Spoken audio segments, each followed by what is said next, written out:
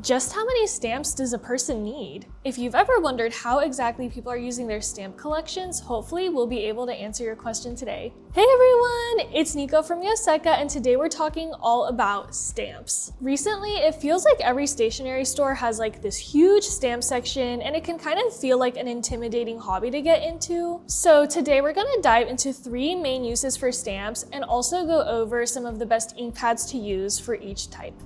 First, we have some sort of like this, where the idea is that you can use these over and over, like daily in your journal, your bullet journal. And these come in a variety of things, like this one is household chores. So you've got like an area to do chores, if you want to keep track of calendar, little to-do things. These are helpful if you're someone who likes to track like your hobbies, your habits. There's some like this where there's like a little calendar, just sort of things for you to fill out and keep track of so that you're not having to chart things over and over. I actually find these really helpful because I'm a little bit of a perfectionist. So I found that with like bullet journaling, I can get a little in my head about like getting a ruler out, making sure everything is straight, identical on each page. So these can be super handy in making sure that you've got the exact same design on every page. So let's take a look at how we would use these.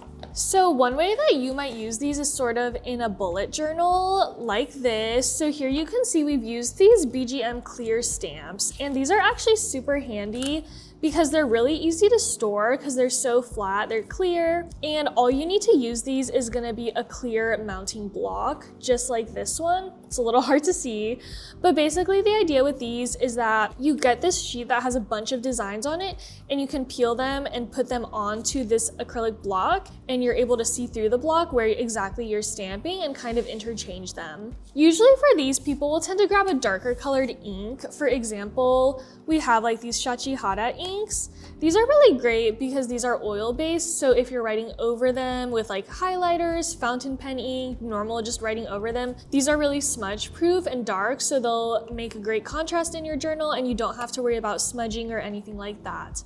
So let's take a look at how we use these. So let's see, from this one, say we were like working on our daily to-do list or something like our household chores, we could use this little house stamp. And all you have to do is peel it off, and then you stick it to your clear block, just like that. And then we're gonna grab our ink pad. This is Shachihara Iro Moyo, some shade of blue. And you open up your ink pad. I'm gonna use this stamp pad vertically because I think that fits a little bit better with the shape of stamp we're using. So we're just gonna press it down. I kind of like to go in and around. You don't really have to worry too much about like over inking with these because they don't necessarily like absorb the ink. It just sort of sits on top, just like that. So we can see it's nice and inked up. And then you can see how it's really handy here that the clear block is clear. So like with this bullet journal here, you can sort of align it onto which dots you want to have it on, make sure it's on straight, and then just press it down, applying even pressure, and voila. And then once you're done with the stamp, you can just peel it off the block, and we can just place it right back here on our little sheet until we use it next. So again, this was an oil-based ink, so it's very smudge-proof. So you can really quickly just go back in and be like, you know, dishes, laundry. You don't have to worry about any smudging, anything like that with this. So yeah, these are really handy, especially I think if you're a bullet journaler, if you kind of have repetitive like hobby tracking, to-do lists going on that you're putting in your journal every day, this can really save you some time and mental exertion. There's a lot of kinds of this first usage of stamp, like these sort of very intentional stamps. So we saw we have like that to-do list, but another example is like this paintable stamp. This one has like titles on it like cosmetics, cafe, music, diary, book, fashion. This is kind of handy if you're making lists, maybe if you're doing like budgeting, this can be really helpful. They even get super specific, like this stamp here is of like the human torso. And this is actually made for people who are studying anatomy, who are maybe making notes about body parts or things like that, so that they don't have to draw it out in their notes every single time. They can just use their stamp and easily label it. As you can see, these can get pretty specific, so you can kind of find your niche and find one that will work best for you. A second type of stamp we have here in the stationery community that a lot of people are very into is gonna be an ink swatching stamp. Today we're using a traditional block stamp. So you can see it has like this rubber part here and it's mounted onto like this wooden grip. This is actually a collaboration between Yoseka and one of our team members, Othin. He designed this for ink swatching. With these traditional block stamps, you don't need to worry about getting like that acrylic memo block or anything to mount the stamp on because it has this wooden piece in it. And with this one, we would also recommend an oil-based quick-drying smudge-proof ink. Again, we're using Shachihara. This is their Iromoyo like Sumi ink, so this is really dark. In this case especially, it's super important that you're using an oil-based ink because we're going to go over it with fountain pen ink. If you used a water-based ink, it would sort of smudge as you go over and fill in your actual ink swatches, and we don't want any of like the stamp ink color blending in and messing up our fountain pen ink swatch. So a lot of people will use these like maybe in their daily notebooks if they want to keep track of what ink is in each of their pens. Some people have like a very dedicated ink swatching notebook where they maybe keep track of all the inks they own. This page is sort of an example that could be either like if someone was organizing their inks and wanted to kind of do seasonal ones, or if they're inking up their ink spring pens. This is super handy, so let's try it out. So we're gonna grab our oil-based ink here, our ink pad, and we're gonna grab the stamp and just sort of dab it on there. Just like that. You can see it's all inky. I think a common misconception with ink pads is that you have to get one that fits the size of your stamp. I wouldn't say this is necessarily true. I think that if you get like a medium-sized one like this, even if your stamp is a little bigger, you can use this tactic of just moving the stamp around atop it and to make sure that you're inking all the surfaces. So if you have a larger stamp, you don't necessarily need a huge ink pad. You can just spend some time making sure ink gets on every part of that rubber stamp here. All right, so once our stamp has ink on it, you just want to take it and press it on. Apply even pressure, just like that. And you can see this one went on super beautifully. We're gonna give it a second to dry. And because it's oil-based, it'll actually dry super quickly and we can see how it'll work with our ink swatch. You're gonna wanna grab something to paint the ink on with. I'm using a Pentel Vistage water brush here. I don't have any water in the barrel. We're just gonna be using this brush part. So we've got our Ferris wheel press Madame Mulberry ink sample here. We're gonna open that up. And by now the ink should be all dry. Yes. Grab our brush here, and then we just dip it into the ink. And I think with this design, Othin sort of intended that you fill in this instrument that the little guy's holding. I think this animal is actually a quokka? Quokka? I'm not exactly sure how you say that, but he's cute nonetheless.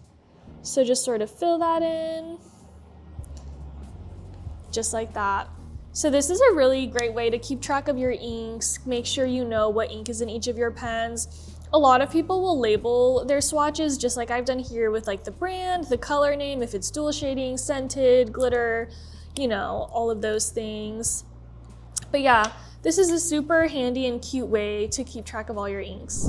And our final reason why a lot of people in the stationery community love stamps is just purely for decorative and creative reasons. There are a ton of cute stamps out there right now. We have some like these, the Kite no Kobito. These are sort of intended to play with postage stamps, so you can stamp it and then put like your postage stamp on top and it looks like these little cats are sleeping on it. A lot of fun sets have recently come out, like these King Jim ones. These Kodi stamps by King Jim are meant to look like little ice blocks. They're super cute. They come in a bunch of sets with cute designs. Some, like this Mushroom Hot Pot set by Niko, are meant for sort of layering. So this is where you can really explore with different ink pads, ink colors, like gradients. You can really go wild with these. But these just come with like a bunch of different stamps in them, and you can kind of layer and make like your own hot pot with this one. Along with cute designs, a lot of people are very into this like gentle aesthetic as well. So like with the first two uses we talked about, those are a little bit more utilitarian, and that's where like a darker ink will come in really handy because you're just trying to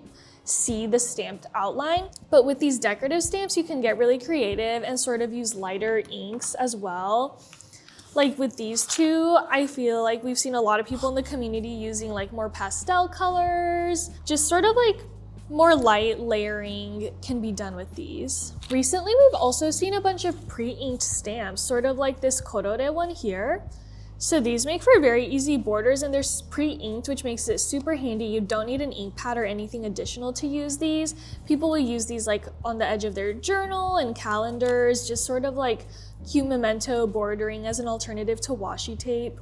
Another example is these by Pochito. So these are like different types of food. So if you have like a lunch date or something like that, you can use these fun ones. And these are also pre-inked, and they actually come in different colors. So the Korore one comes with black ink and like a black ink refill. But with this one's red, blue, brown. So those are kind of fun to use as well.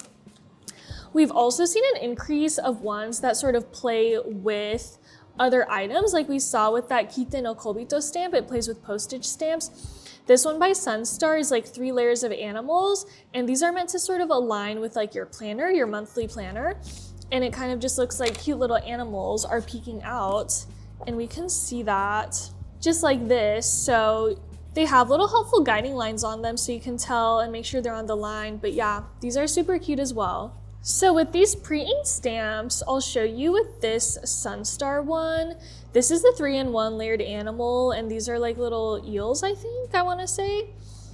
But you can see they sort of have guiding lines on them on the sides. So as you're stamping, you can make sure that you're aligning with the line of your monthly calendar or wherever you're putting it, and make sure it's perfectly on there, just like that.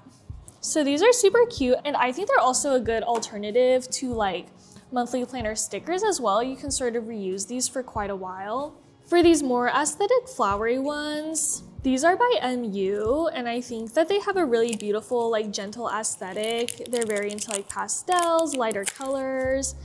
And again, these are like the clear stamps, like we saw with the to-do list ones, where you'll need a little acrylic block to mount them onto. So let's see. We can take this off, stick it on here. With these, I see a lot of people actually, instead of like turning and pressing the stamp onto the ink pad, they'll use like a smaller ink pad, like this Versamagic drop kind, and they'll sort of pat it onto it just to make sure things don't get too saturated. And I'm actually gonna try my hand at a gradient. We'll see how this goes. I'm not usually one who's very aesthetically inclined, so let's see. So we've done a little bit of pink on this right side and yellow here. And let's see. I'm gonna do vertical. Just press it down. And yeah, so it's very light, but you can see it's just like a very cute, soft, and subtle aesthetic. And again, like I said, people will layer these a lot. So they might grab like this little square one. There's also like these cute little sets of stacking inks that are very mini. And these are made with the intention of sort of blotting it on like we just did with this earlier one. So we have like,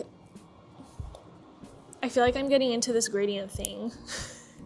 Kind of just blot it on, make like a little multicolor moment. And I know a lot of people also use these for card making too, just to sort of get like a nice little easy background as well.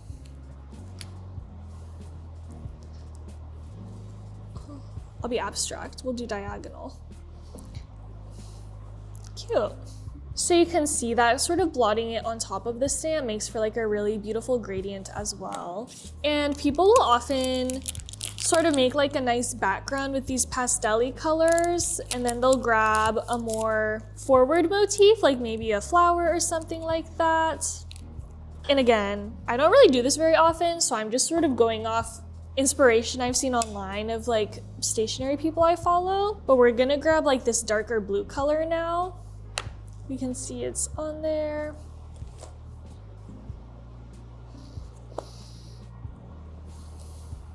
Cute. I feel like I'm having too much fun. Maybe this is my gateway into getting stamps. But yeah, these are a very fun and easy way to just sort of enhance the backgrounds of your journals. If you do card making, aesthetic layouts, you could even put like stickers, paper on top, do like writing, just cute things like that.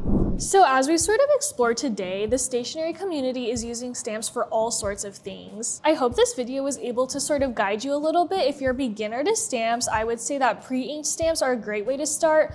But honestly, as someone who has never been super into stamps, I think just getting a stamp pad and just starting to slowly build your collection too is also a great option. I think these are all very user-friendly and just a fun way to just add some more color, design, save you some time as you're journaling. Go ahead and give us a like if you found this video helpful, and we would also love to hear in the comments if you're someone who's a stamp collector. We would love to hear what you're using your stamps for. If you have any favorite ink pads, stamp brands, let us know below. Thanks for tuning in today, and we'll see you in the next video. Bye!